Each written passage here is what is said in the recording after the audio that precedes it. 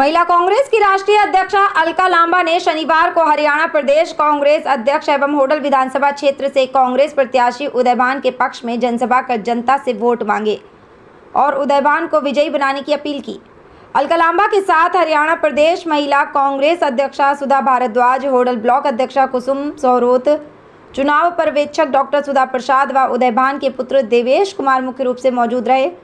इस अवसर पर राष्ट्रीय अध्यक्षा अलका लांबा ने कहा कि अगर कांग्रेस की सोनिया गांधी और राहुल गांधी का आशीर्वाद उदयभान पर नहीं होता, आज वह हरियाणा प्रदेश के अध्यक्ष नहीं होते। आज पूरा शीर्ष नेतृत्व उदयभान पर विश्वास करता है, उन्हें टिकट दी और वह स्वयं चुनाव लड़ रहे हैं और हरियाणा की 90 सीटों पर चुनाव लड़वा भी रहे हैं।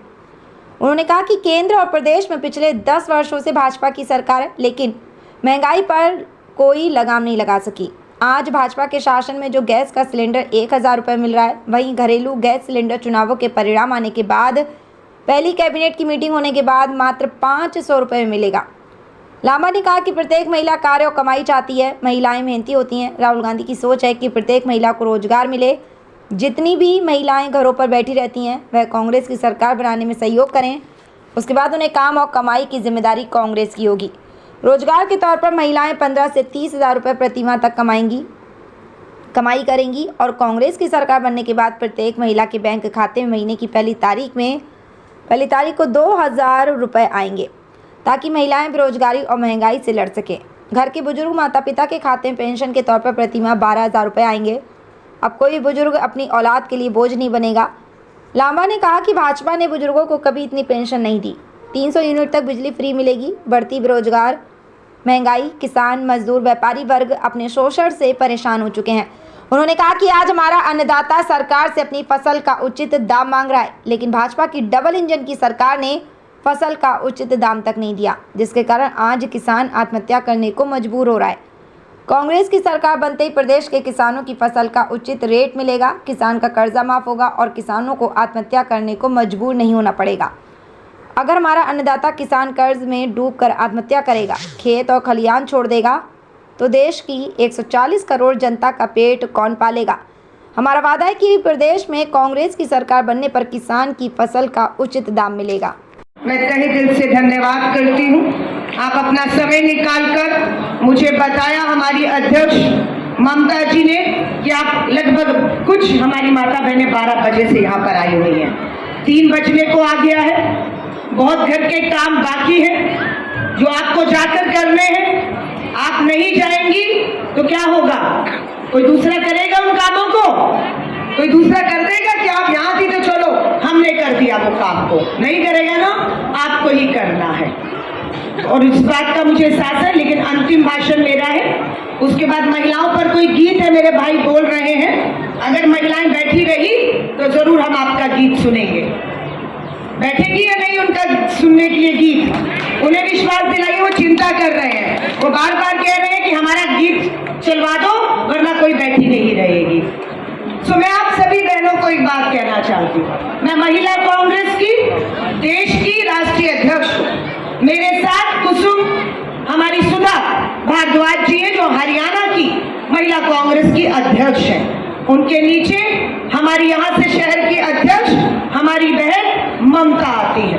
ममता के बाद हमारी ब्लॉक अध्यक्ष कुसुम आती है। सो राष्ट्रीय स्तर से यहाँ तक ब्लॉक स्तर का हमारा महिला कांग्रेस का संगठन मजबूती से खड़ा है। आज देश में महिला कांग्रेस का देश भर में सदस्यता अभियान चल रहा है और मात्र 10 दिन के अंदर देश की 70,000 बहनें महिला कांग्रेस की सदस्यता ले चुकी है।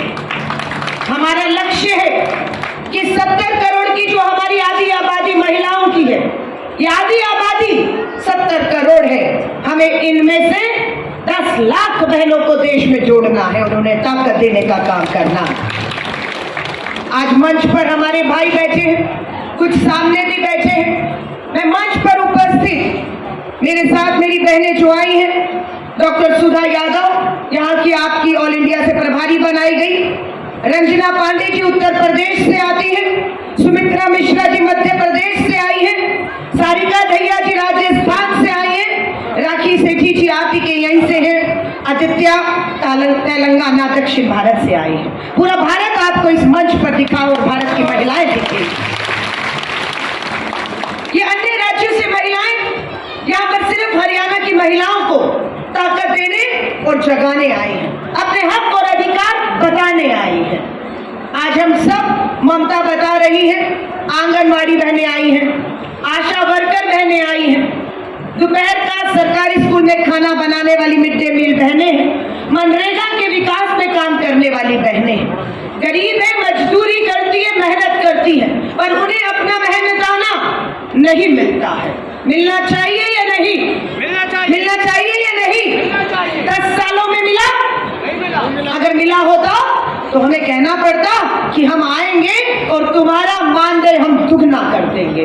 तुम्हारी मेहनत कमाई को आंगनवाड़ी बहनें, आशा वर्कर बहनें, मिड डे मील बनाने वाली और हमारी मनरेगा में गरीब मजदूर बहनें खेतों में काम करने वालियों को विश्वास दिलाइएगा। अब इंतजार ज्यादा नहीं रह गया, कुछ दिन बाकी है। मैं बहनों से पूछना चाहती हूँ, किस तारीख को मतदान है? यहाँ किस तारीख को है मतदान? तारीख क्या है? तारीख क्या है? उम्मीदवार कौन है? उम्मीदवार कौन है? मुझे जरूरत है कि मैं दिल्ली से आकर उदय भान जी के बारे में आपको बताऊं? उल्टा मैं यहाँ पर सुनने और जानने को मिल रहा है। उदय भान जी के ऊपर हमारी नेता सोनिया गांधी जी और राहुल गांधी जी का अगर विश्वास और आशीर्वाद नहीं होता तो उदय भान जी हरियाणा प्रदेश कांग्रेस के अध्यक्ष ना होते। आगे सच्चाई है कि पूरा का पूरा शीर्ष नेतृत्व उदय भान जी पर विश्वास करता है।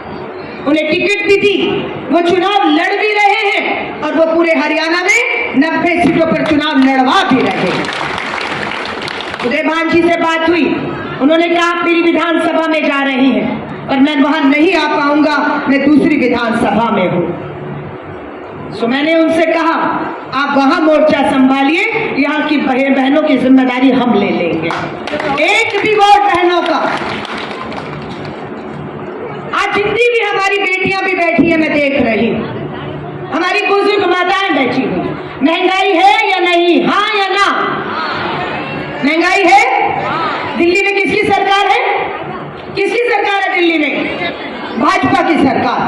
हरियाणा में पिछले 10 साल से किसकी सरकार?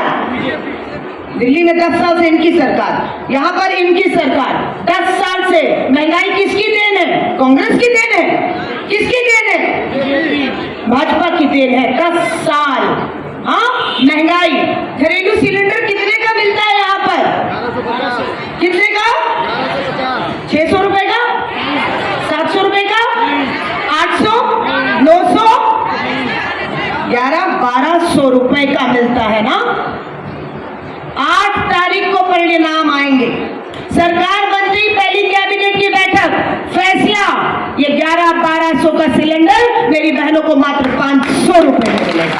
मात्र 500 रुपए में घरेलू सिलेंडर की कीमत। कितना बचाएंगी मेरी बहनें हर महीने? 600-700 रुपया बचा। ये बचत है या नहीं? बच्चों की पढ़ाई लिखाई, कपड़ा दिलाना है, 500-700 रुपए हर महीने बचेगा तो जरूरतें, इच्छाएं पूरी करोगी या नहीं कर लोगी? अब हर बहन काम और कमाई चाहती है, हर बहन मेहनती है, हर बहन घर पे बैठे बैठे काम और कमाई करे।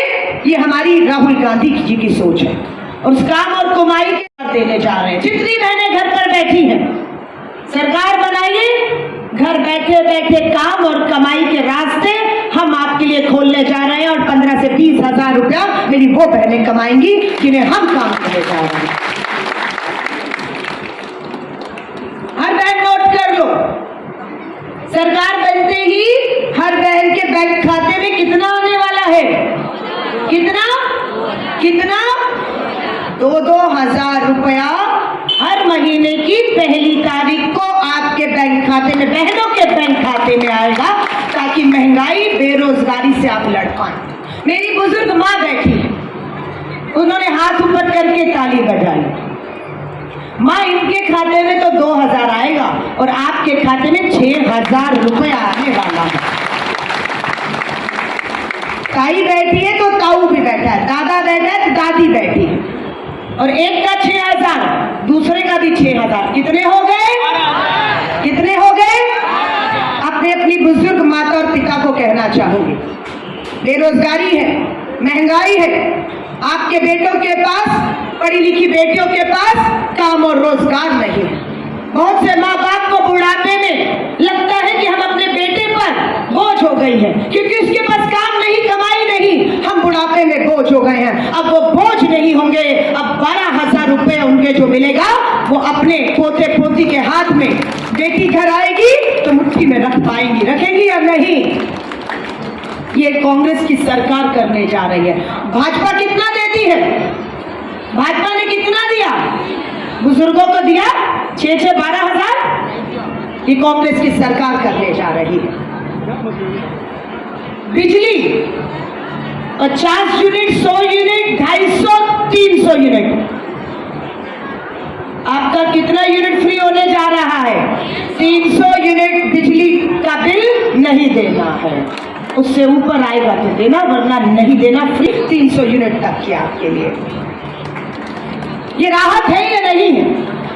ये राहत है या नहीं? आप 5 तारीख को वोट करेंगी। मुझे ये बताइए, जब 5 को वोट करने जाएंगी तो भाजपा के मुद्दों पर वोट करेंगी या कांग्रेस के मुद्दों पर वोट करेंगी? ये बता दीजिए। हमारे मुद्दे क्या हैं? बेरोजगारी, महंगाई, किसान खेत में। आज क्या है देश के किसान की हालत? सारा दिन हल चलाता है, सारा दिन पसीना बहाता है। हमारा वो अन्नदाता अपनी फसल का उचित दाम मांग रहा है। मिलना चाहिए या नहीं? बोलिए तेज आवाज में। हमारे देश के अन्नदाता इंजन की सरकार ने अन्नदाता को उसकी फसल का उचित दाम दिया? नहीं दिया। 700 किसान हमारा दिल्ली की दहलीज पर अपने फसल का उचित दाम मांग रहा था, अपने ऊपर कर्ज से मुक्ति मांग रहा था, लेकिन ना फसल का उचित दाम मिला, ना कर्ज माफ हुआ, और हमारा किसान आज आत्महत्या करने पर मजबूर हो रहा है। हमारा वायदा है, कांग्रेस की सरकार बनते ही हरियाणा के किसान को उसकी फसल, मेरी बहनें बैठी हैं, 140 करोड़ का भारत हो गया है। 140 करोड़। चीन को पीछे छोड़ दिया और विश्व का सबसे बड़ा आबादी वाला देश भारत हो गया है। एक बार सोचिएगा, अगर हमारा किसान अन्नदाता हताश निराश होकर कर्ज में डूबकर आत्महत्या करेगा, खेत छोड़ देगा, खलिहान छोड़ देगा, हल छोड़ देगा, ये 140 करोड़ के भारत का पेट कौन पालेगा? भूखे मरने पर आ जाएंगे हम लोग। हाँ या नहीं? किसी दूसरे देश की इतनी हिम्मत औकात नहीं है, ताकत, कि वो 140 करोड़ के भारत का पेट पाल पाए। ये सिर्फ भारत का अन्नदाता कर सकता है, और वही हमारा और देश के दूसरे देशों में अनाज भेज रहा है।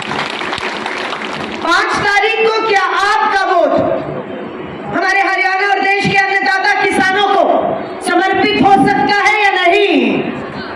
देंगी हमारे अन्नदाता के नाम पर वोट, क्योंकि ये कांग्रेस आपके अन्नदाता, हमारे अन्नदाता का कर्ज माफ करेगी, फसल का उचित दाम देगी, और उसे आत्महत्या नहीं, खुशहाली देगी। हाँ या नहीं? ये मुद्दा होना चाहिए था या नहीं? लेकिन भाजपा की सांसद जो हिमाचल से आती है, हमारे किसानों का अपमान करती है। वो भाजपा की सांसद हिमाचल के मंडी से, फिल्मी दुनिया से आई और हमारे किसानों का अपमान करती है। कहती है ये अमेरिका के इशारे पर बैठे हुए हैं, कृषि कानूनों को दोबारा लागू करो, ये वो कहती है। दम हो तो करके दिखाओ, हम भी देख रहे हैं, हम भी देखते हैं कि किसानों का ये कृषि कानून कैसे आप दोबारा लाती हैं। मैंने आपसे पहले बात की अन्नदाता के नाम पर। अब दूसरा मुद्दा क्या है? मैं अभी जम्मू कश्मीर के चुनाव हरियाणा के साथ चल रहे, अभी जम्मू कश्मीर से परसों लौटी और कल आपके बीच में मैंने सभाएं की और आज यहाँ पर दोबारा से हूँ। जम्मू कश्मीर के सेना के जवानों को मैं मिली वहां पर, जिससे पूछा कहां से हो, अधिकतर ने कहा हरियाणा से। हरियाणा की माओ की कोख ने भारत माता के सपूत पैदा किए, उस सेना में भर्ती हुए, लेकिन क्या किया भाजपा की सरकार ने? इन माओ की कोख का अपमान किया, शहीदों का अपमान किया, सेना को कमजोर करने का काम किया। क्या किया? सेना की पक्की भर्ती इस भाजपा के डबल इंजन की सरकार ने खत्म कर दी है। मंजूर है आपको? सेना की पक्की भर्ती खत्म हो जानी चाहिए।